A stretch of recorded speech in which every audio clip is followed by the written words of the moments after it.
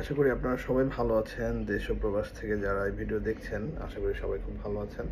আমি এই ভিডিওর মাধ্যমে আপনাদেরকে একটা সায়েন্টিফিক ওয়েতে কিছু বার্তা দিতে চাই। যে ঘটনাটি আমরা আমেরিকাতে লস অ্যাঞ্জেলেস, ক্যালিফোর্নিয়াতে দেখেছি লাস্ট কয়েকদিনে, যে ব্যাপারটা আসলে আমাদেরকে অনেক ব্যথিত করেছে। আমি জানি অনেকেই বিষয়টা আবার খুশি হয়েছেন। আমি দেখেছি যারা ফেসবুকে খুশি হয়েছেন তারা তাদের মতো করে বলার চেষ্টা করেছেন কেন আমেরিকায় আজকে এই ধরনের সমস্যা হচ্ছে।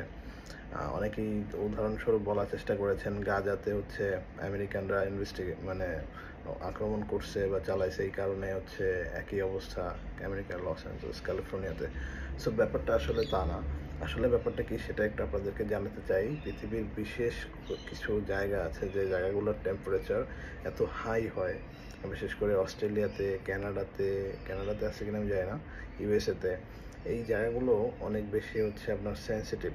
এই প্লেসগুলো এত ড্রাই হয়, এই ফরেস্টগুলো অনেক বড় এবং মানুষের স্বাভাবিকভাবে সেখানে বসবাস করে না, যার কারণে সেভাবে কোনো ফায়ার ব্রিগেড বা তাৎক্ষণিক যে আপনার পানি ব্যবস্থা বা সেই সুযোগ সুবিধা সেখানে নেই, বন্যাঞ্চল বলা যায়। তো এই জায়গাগুলোতে হঠাৎ করে যখন আপনার আগুন বা এরকম কোনো সমস্যার সৃষ্টি হয়, তখন যে কোনো রকমের আপনার সাহায্য সহযোগিতা পৌঁছাতে সময় লাগে। বাই দ্য ওয়ে, আমেরিকাতে লস অ্যাঞ্জেলেসে যে ঘটনাটি হয়েছে সেই ঘটনাটি একটি সম্পূর্ণ প্রাকৃতিক বিষয়। এই ঘটনা আমি মূলত আপনাদেরকে যদি বলি, সেটা যে প্রতি বছর এই অঞ্চলগুলোতে প্রায় এরকম বুশ ফায়ারের ঘটনা ঘটে।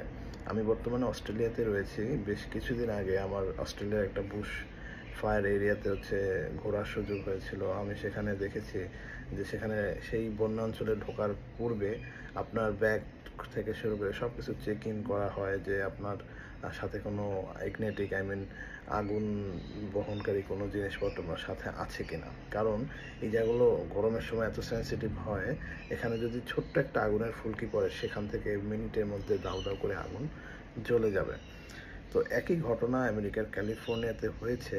সেখানে আপনার গ্লোবাল, আসলে এই ব্যাপারটির জন্য সম্পূর্ণভাবে দায়ী গ্লোবাল ওয়ার্মিং।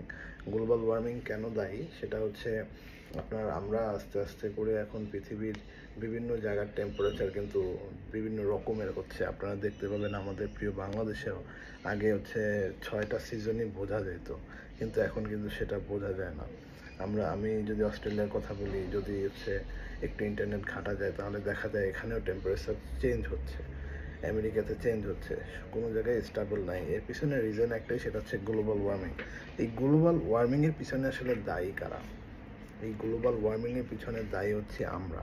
কারণ আমরা ইন্ডাস্ট্রিয়ালাইজেশন হয়ে গেছে, আমাদের সব কিছু এখন আমরা কলকারখানার উপরে ডিপেন্ডেবল হয়ে গেছি। এই কারণে আমরা প্রচুর পরিমাণে কার্বন গ্যাস নিঃসরণ করি। এই কার্বন গ্যাস আস্তে আস্তে ওজোন স্তরকে ক্ষতি সাধন করছে। পাশাপাশি আমাদের বরফ, অ্যান্টার্কটিকা মহাদেশে আপনারা জানেন সেখানে বরফ রয়েছে, সেই বরফ কিন্তু ধীরে ধীরে গলে যাচ্ছে। এর কারণস্বরূপ বাংলাদেশের খুব কাছাকাছি যে একটি দেশ মালদ্বীপ, তাই এছাড়া আমেরিকার ফ্লোরিডা, অন্যান্য যে নিচু অঞ্চল সেগুলো কিন্তু ঝুঁকির মধ্যে আছে যে কোনো সময় তারা নিমজ্জিত হবে পানির নিচে।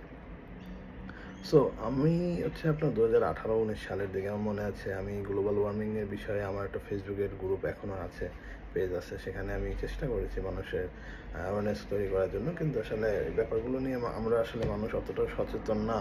গ্লোবালি অনেক লিডাররাই সচেতন, কিন্তু তারা ওই সচেতনতা পর্যন্তই, আসলে রুট লেভেলে এই জিনিসটা নিয়ে কাজ করার মতো সুযোগ তারা এখনও তৈরি করতে পারেননি। এই কারণেই সমস্যাটা হচ্ছে।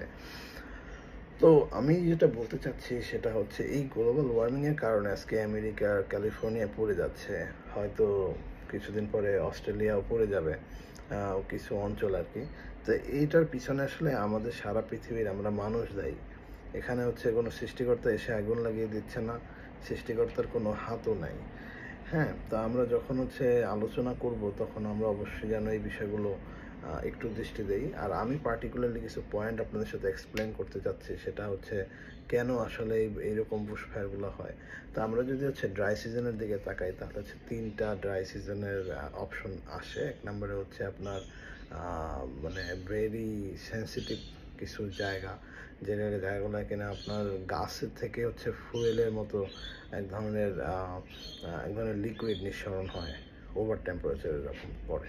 তো এই গাছটা আরেকটা গাছের সাথে যখন অনেকবার করে সংঘর্ষ হতে থাকে, একটা সময় সেখান থেকে কিন্তু ফায়ার ইগনিট চলে আসে। আর সেটা থেকে কিন্তু একটা গাছ থেকে আরেকটা গাছেরা কাছাকাছি থাকে, যখন এক জায়গায় আগুনটা লাগে তখন আস্তে করে সেই আগুন অন্যান্য জায়গায় চলে যাচ্ছে। এটা হচ্ছে হাই টেম্পারেচার, ড্রাই সিজন, এই জিনিসগুলো কিন্তু এখানে জড়িত। তারপরে হচ্ছে আপনার অনেক সময় এরকম হয় যে একটা নির্দিষ্ট এলাকায় মানে যে কোনো মানুষ এরা হচ্ছে ক্যাম্প ফায়ার করে, অথবা সিগারেটের ডিসকার্ডের যে পার্ট সেটা হচ্ছে ফেলে দিচ্ছে, বা একটু ক্যাম্প ফায়ার করতেছে। এর ফলে ওই জায়গাটা হচ্ছে উত্তপ্ত হয়ে যায়। উত্তপ্ত হলে তখন উপরে অটোমেটিক্যালি হয়তো আগুন লাগে বা কিছু একটা হয়। তো নর্মালি সেই আগুনটা হচ্ছে খুব দ্রুত বাতাসের সাথে ছড়িয়ে যায়। আর এই বাতাসের সাথে ছড়িয়ে যাওয়ার পরে হচ্ছে কিলোমিটার টু কিলোমিটার এই আগুন আর থামানো যায় না। আর আপনি দেখবেন যে যে অঞ্চলে আজকে আগুনটা লেগেছে, হলিউড এরিয়াতে, ওখানে কিন্তু এরকম পাহাড়ের মতো উঁচু নিচু জায়গা। তো হয় কি, এই পাহাড়ি অঞ্চলে বাতাসের যে প্রবাহ, এটা উঁচু নিচু বিভিন্নভাবে হচ্ছে এই বাতাসটা হচ্ছে প্রবাহিত হয়। এই কারণে যারা হচ্ছে ফায়ার ব্রিগেড টিম বা যারা হচ্ছে ভলেন্টিয়ার টিম, এরাও কিন্তু হচ্ছে আপনার ভীষণ বেগ পেতে হয় তাদের হচ্ছে এই ফায়ারকে আপনার থামানোর জন্য। কারণ কোনো নির্দিষ্ট গতিপথ নেই বাতাসের। আর বাতাস হচ্ছে 200, 300, কখনো কখনো 500, 700 কিলোমিটার বেগে বাতাস প্রবাহিত হয়। তো সেখানে এইটা সেভ করা তো মুখের কথা না। যাই হোক, এরকম কিছু পার্টিকুলার প্লেসে হচ্ছে এই ঘটনাটা খুবই স্বাভাবিক।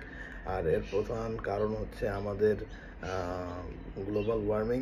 আমরা যদি প্রচুর পরিমাণে গাছ লাগিয়ে পৃথিবীকে যদি শান্ত রাখতে পারি, তাহলে হচ্ছে সেটাই সব থেকে ইম্পর্টেন্ট। আর আমাদের সব থেকে বড় চ্যালেঞ্জ হচ্ছে এই পৃথিবীর টেক কেয়ার করা।